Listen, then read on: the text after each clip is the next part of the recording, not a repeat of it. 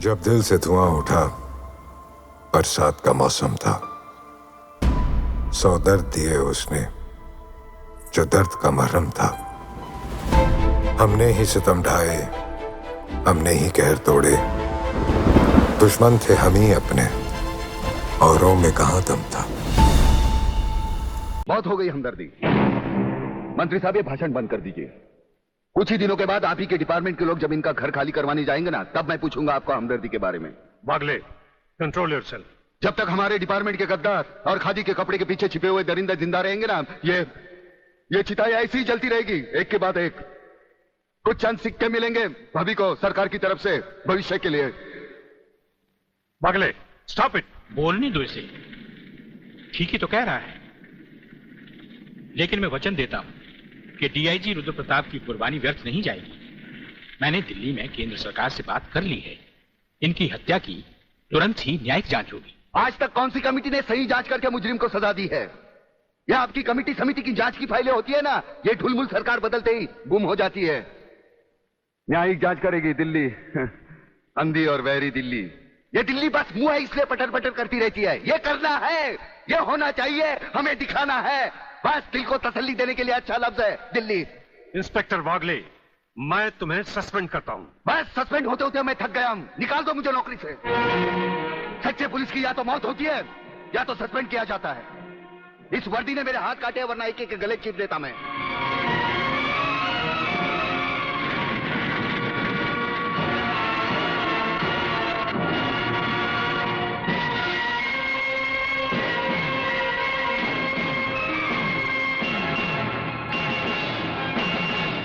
ना तलवार की धार से, ना गोलियों की बौछार से। बंदा डरता है तो सिर्फ परवरदिगार से।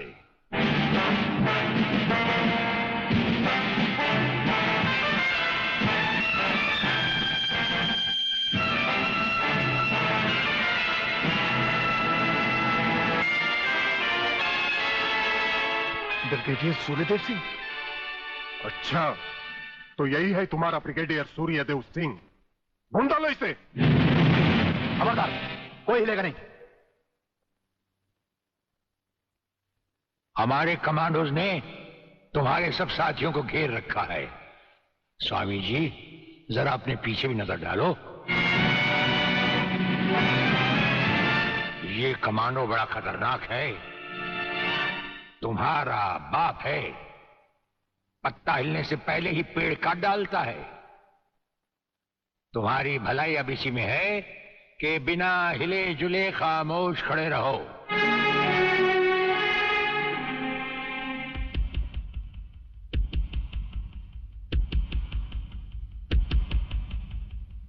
दुबे नाम है सत्यवादी। सत्यवादी दुबे। जैसे गधे की पीठ पर घोड़े की जीन अच्छी नहीं लगती, वैसे ही तुम्हारे कंधों पर ये सितारे अच्छे नहीं लगते। और ये कमरबंद पेटी भी अच्छी नहीं लगती।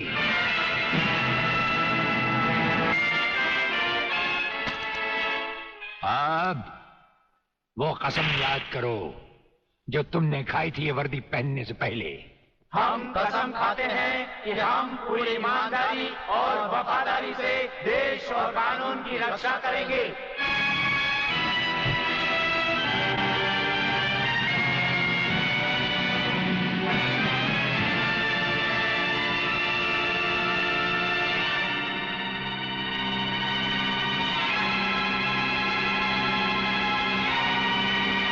हम तुम्हें सिर्फ ये बताने आए हैं कि अगर तुमने तिरंगे के खिलाफ कोई भी कदम उठाया तो हम तुम्हें वो मौत देंगे जो ना तो किसी कानून की किताब में लिखी होगी और ना ही कभी किसी मुजरिम ने सोची होगी।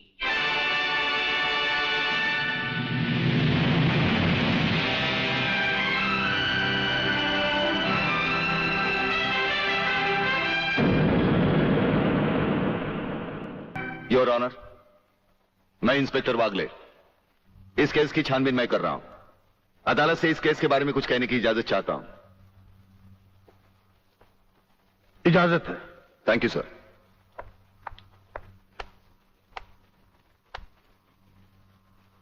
योर ऑनर, इंसाफ के इस मंदिर में आपको न्याय करते हुए कई साल हुए होंगे और इन सालों में आपके सामने रेप और मर्डर्स के अनगिनत केसेस भी आए होंगे।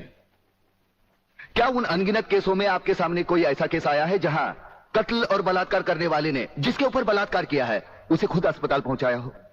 ये तो अभी तक सुना नहीं कभी। सही कह रहा है ये बात। कुछ ना कुछ गड़बड़ जरूर है। बहुत बड़ी ऑर्डर, ऑर्डर। इंस्पेक्टर वागले, मुझसे सवाल करने की बजाय आप इस केस में रोशनी डालिए। वही कोशिश कर रहा हूं सर। अदालत सरकारी वकील की जिन दलीलों को मद्देनजर रखते हुए इन लड़कों की जमानत नामंजूर कर रही है, मैं उन्हीं दलीलों के बारे में कुछ कहने की इजाजत चाहूंगा। इजाजत है। सरकारी वकील का कहना यह है कि अनीता चौधरी की लाश के पास संजय चौहान का पर्स मिला। हो सकता है बेहोश राधा टंडेल को उठाते वक्त वो पर्स वहां गिर गया हो। अब इनका कहना यह है कि राधा टंडेल ने इन लड़कों के खिलाफ बयान दिया है। यह भी तो हो सकता है कि वो बयान उसे किसी के दबाव में आकर दिया हो। जिस डॉक्टर ने बलात्कार की रिपोर्ट बनाई वो भी खरीदा गया हो। आपकी इन दलीलों से अदालत अपना फैसला नहीं बदल सकती। यह फैसला आप जबरदस्ती इन पर लाद रहे हो। इंस्पेक्टर वागले, अगर मैं चाहूं तो अदालत की तौहीन के जुर्म में मैं तुम्हें अभी टर्मिनेट कर सकता हूं। कोई परवाह नहीं है मुझे इस बात की। मेरा तो विश्वास उठ गया है इस कानून से। कौन सा कानून, कैसा कानून? यह कानून तो चंद मुजरिमों की रखेल बन बैठा है। इसलिए लोग अदालत का दरवाजा खटखटाने के बजाय गुंडों की चौखट चूमते हैं। Take him out of the court. अगर जिंदगी में किसी से रिश्वत ना ली हो तो ही मुझे हाथ लगाना।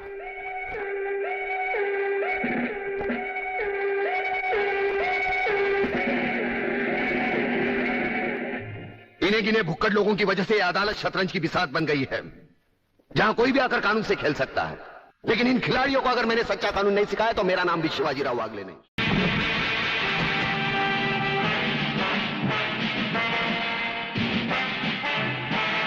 कुछ ही देर पहले तुम जेल की कोठरी में बंद थे, फिर वहां से निकले कैसे? और अपने ये कपड़े पहनकर यहां किसके हुक्म से आए? हम अपने हुक्म के खुद मालिक हैं। हम अपने हुक्म से ही अंदर आए थे और अपने ही हुक्म से बाहर चले जाएंगे।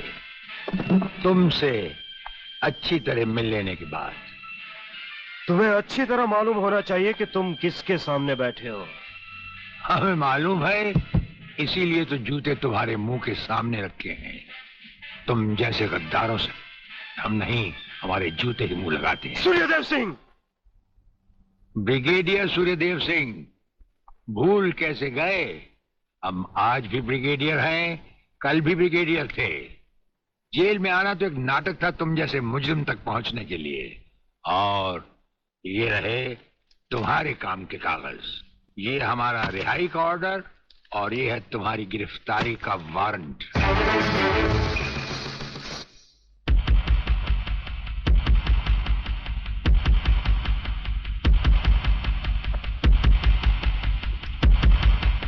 याद करो वो दिन जब तुमने ये वर्दी पहनने से पहले एक कसम खाई थी। याद करो। हम कसम खाते हैं कि हम पूरी ईमानदारी और वफादारी से देश और कानून की रक्षा करेंगे।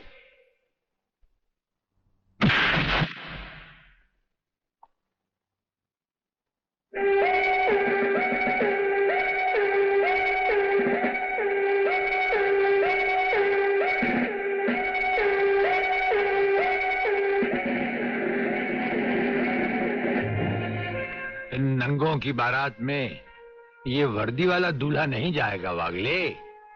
इसके भी कपड़े उतार डालो।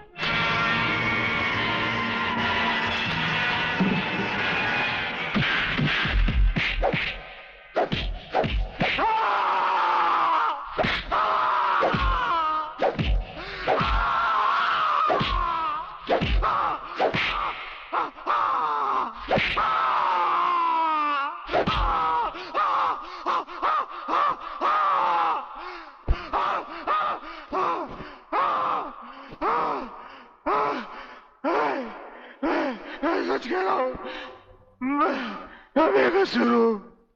प्रलय रात के बारे में मैं कुछ नहीं जानता। बेहोश होने से पहले 3 बार, होश में आने के बाद 3 बार तेरा इसी तरह इलाज करता रहूंगा। यही 1500 की नौकरी करने वाला एक दिन तुझे 150 का कफन पहनाएगा प्रलयनाथ। आज से तू उल्टी गिनती गिनना शुरू कर दे। जिस दिन भी मुझे तेरे खिलाफ एक भी सबूत मिला ना, तुझे ऐसी मौत मारूंगा कि तेरी पापी आत्मा अगले 7 जन्म तक किसी दूसरे शरीर में घुसने के पहले कांप उठेगी। अबे चुप! एक लफ्ज भी आगे बोला तो भून के रख दूंगा। तू मारेगा मुझे? है? चल चला, अब क्या सोच रहा है? चला गोली। अपनी मां का दूध पिया है तो चला गोली। इस बदन को छूने के लिए शेर का कलेजा चाहिए। तेरे जैसा बुज़दिल और नामर्द मुझ पे क्या गोली चलाएगा? चला।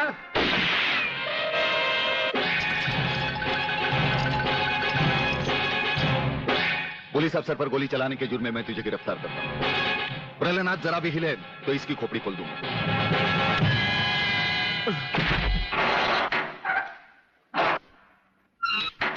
अगले मेरा बाप तुझे छोड़ेगा नहीं।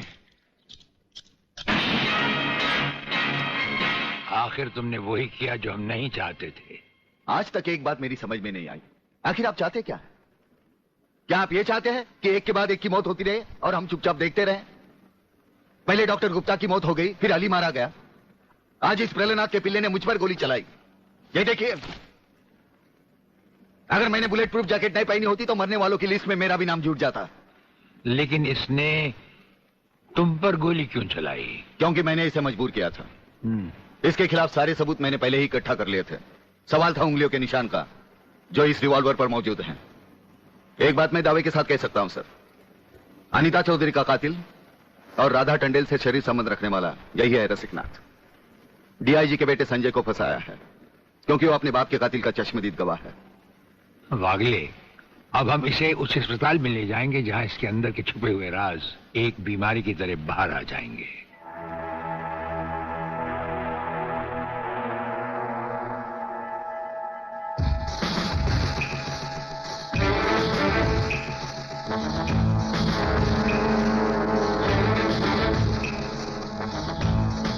जो दुश्मन यहां बांधा गया, समझो उसकी अर्थी उठ गई।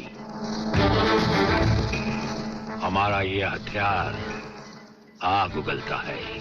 जो कुछ हमने पूछा, अगर उसका जवाब तुमने सच सच नहीं दिया तो ये हथियार तुम्हें जला डालेगा।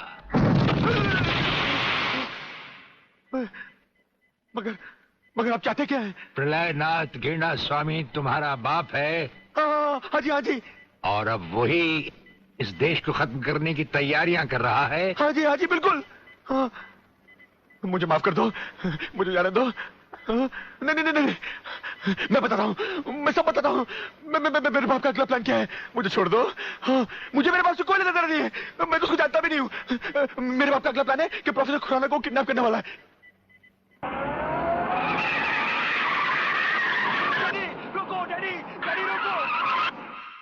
डैडी, ये बहुत खतरनाक लोग हैं, मुझे बचा लो डैडी, जल्दी जल्दी जल्दी।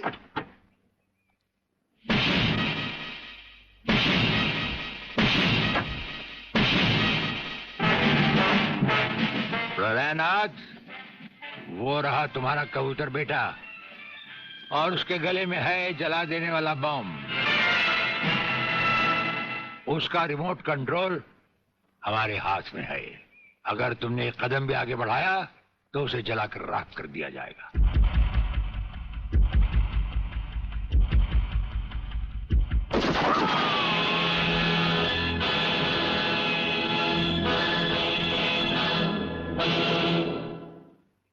काफी हो गया, ये तमाशा बंद करो प्रलयनाथ। हाँ डैडी, आप वो ही करिए जो ये कहते हैं, वरना ये लोग बहुत खतरनाक लोग हैं, मुझे मार डालेंगे। क्या चाहते हो तुम? क्या मजेदार सवाल किया है तुमने, समझे नहीं। प्रोफेसर खुराना को वापस करो और अपने इस कबूतर बेटे को यहां से लेकर रफू चक्कर हो जाओ।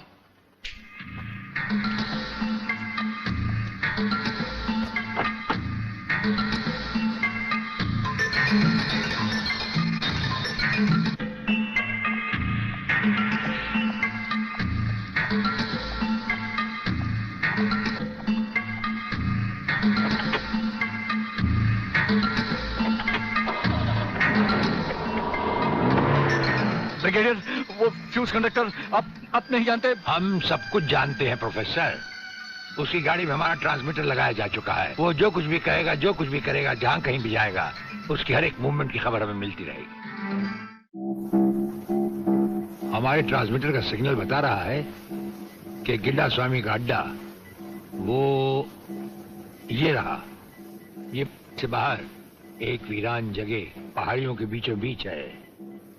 कमांडोज रेडी फॉर ऑपरेशन तिरंगा।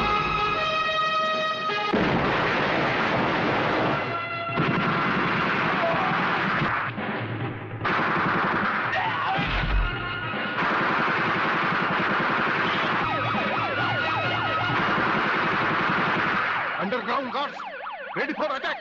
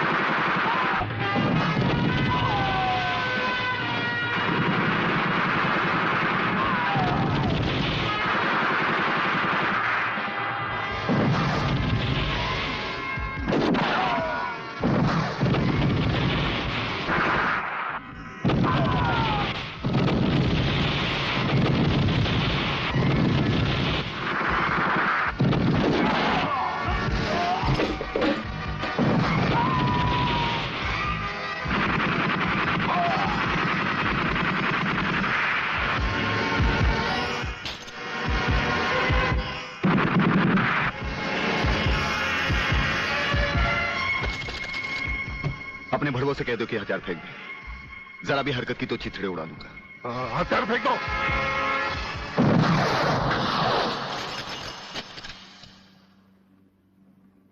हम तो समझे थे कि तुम जंगबाजों की तरह जंग लड़ोगे, लेकिन तुम तो एक घटिया किस्म के भगौड़े प्यादे निकले। अधूरे में ही हथियार डाल दिए। प्रलयनाथ कभी कोई जंग अधूरी नहीं लड़ता ब्रिगेडियर।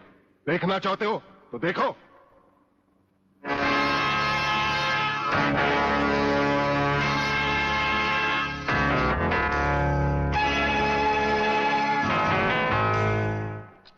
देखा वागले, अब हथियार नीचे डालने की बारी तुम्हारी है। डाल दो हथियार।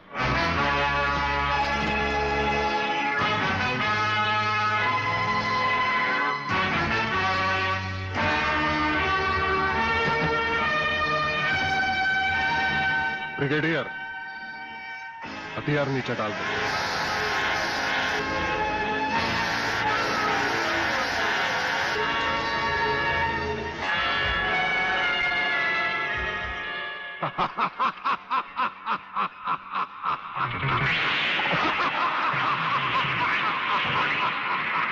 बागले साहब, यही है मेरे पिताजी का कातिल। इसीने मेरे पिताजी का खून किया। यही है कातिल।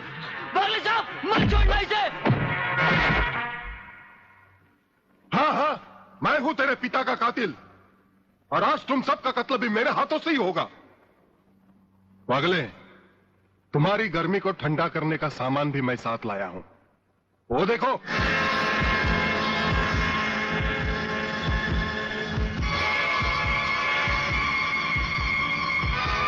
खबरदार अपनी जगह से हिलने की कोशिश की।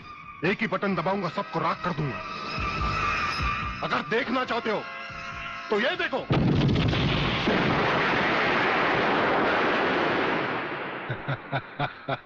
देखा ब्रिगेडियर, मेरी जंग की शुरुआत, और इसकी इंतहा होगी तुम्हारी बर्बादी और हिंदुस्तान का खात्मा। हिंदुस्तान का खात्मा? हिंदुस्तान का खात्मा तो सदियों से कोई नहीं कर सका। वो तो एक ख्वाब ही रहा जो न कभी पूरा हुआ था और न कभी होगा। रहा हमें मारने की बात, तो फिर हिंदुस्तान में शेर बचे ही कितने हैं। उन्हें तो हुकूमत भी मारने की इजाजत नहीं देती। और तुम जैसे गेंडे की शक्ल की औकात ही क्या? मेरी औकात का पता तो तुम्हें आज ही चलेगा ब्रिगेडियर। मैं भी देखता हूं इन शेर के जबड़ों में कितने दांत हैं।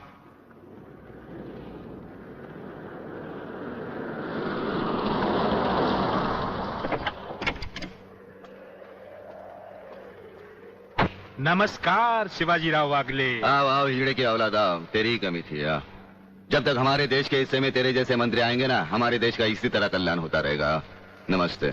वाह प्राणनाथ जी वाह, क्या खूब मिलाई है इन दो देशभक्तों की जोड़ी, जो आज देश के नाम पर एक साथ शहीद हो जाएंगे। कई शहीद होते आए हैं और कई शहीद होते रहेंगे अपनी धरती माँ को बचाने के लिए, लेकिन तुम जैसे लोग जो अपने आप को ही नहीं अपनी माँ को भी दौलत की खातिर बेचते आए हैं, और उनका अंजाम एक गुमनाम लाश की तरह होगा जिसे गिद्ध और चीले नोच नोच कर खा जाएंगे। नोच नोच कर तो हमारे आदमी तुम्हें खाएंगे। मैंने फैसला किया है, आज 15 अगस्त के दिन मैं इस देश को बर्बाद कर दूंगा। आज वो दिन हमारे और तुम्हारे सामने है। ध्वजारोहण को अब सिर्फ 24 मिनट बाकी है, और 25वें मिनट में क्या होगा वो तुम सब अपनी आंखों से देखना। प्रलय 1 आउट, रेडी फॉर टारगेट।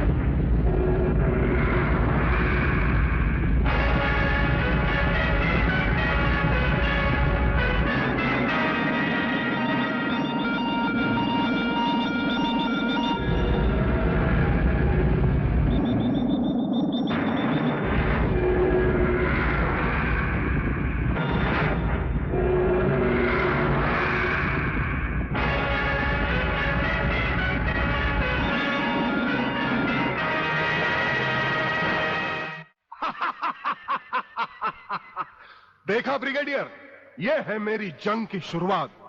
अब तुम सबके सामने ये मेरे तीनों मिसाइल्स ईस्ट, वेस्ट और नॉर्थ कमांड को खत्म करेंगे और हिंदुस्तान पर विदेशी हुकूमत का झंडा लहराएगा। और इस देश की बर्बादी तुम सब अपनी आंखों से देखोगे। ये देखो,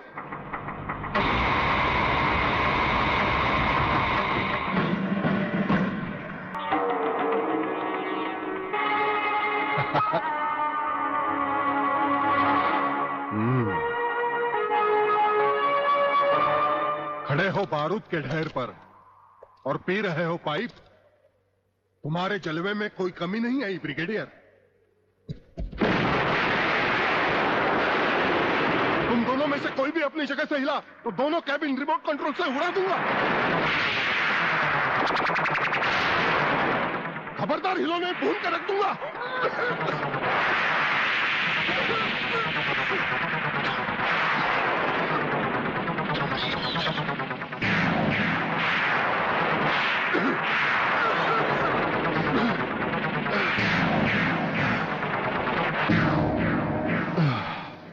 ये तो हमारे एक छोटे से पीने वाले पाइप का कमाल था।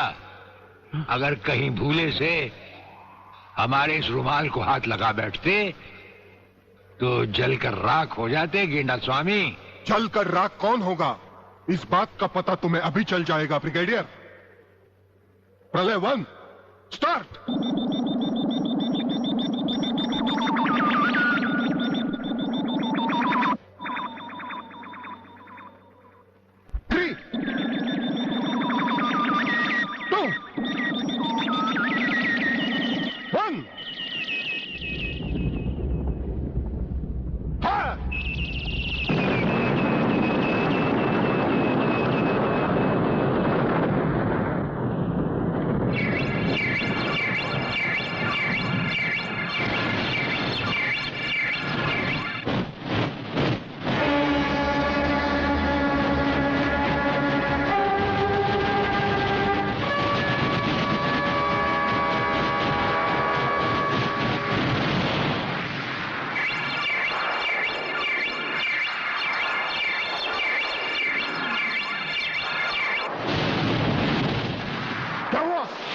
दूसरा तीसरा सब मिसाइल चालू कर दो।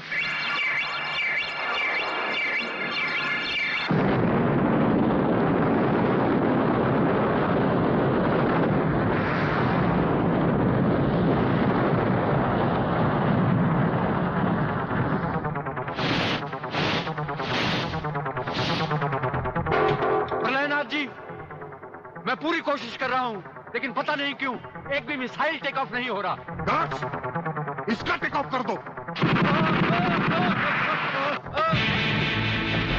हमारा वो पाइप डायनामाइट से भरा हुआ था। हम जानते थे कि तुम कभी ना कभी हमारे हाथ से छीन कर उसे फेंकोगे। उसी के धुएं की आग लेकर हमने तुम्हारे सब मिसाइल के फ्यूज कंडक्टर निकाल लिए हैं। गेंडा स्वामी, फ्यूज कंडक्टर, अब तुम्हारे मिसाइल में सिर्फ धुआं रह गया और कुछ भी नहीं। बाकी बचे तुम।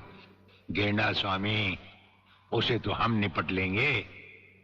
भून डालो इसे।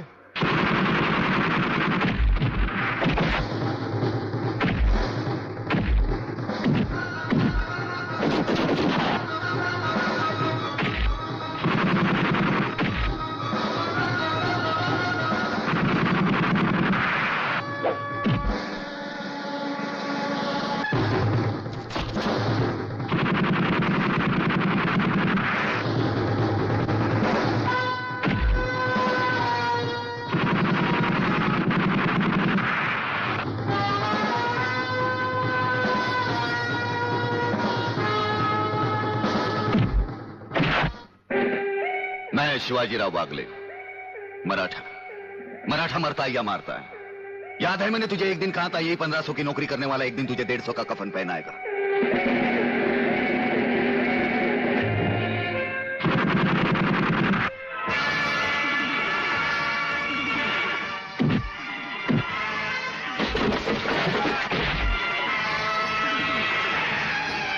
भाग रहे हो जानी? प्रधानमंत्री का ख्वाब देखने वाले मंत्री ब्रिगेडियर का सलाम नहीं लोगे? नहीं, मुझे मत मारो, मुझे मत मारो। तुम जैसा गद्दार और कहता है मुझे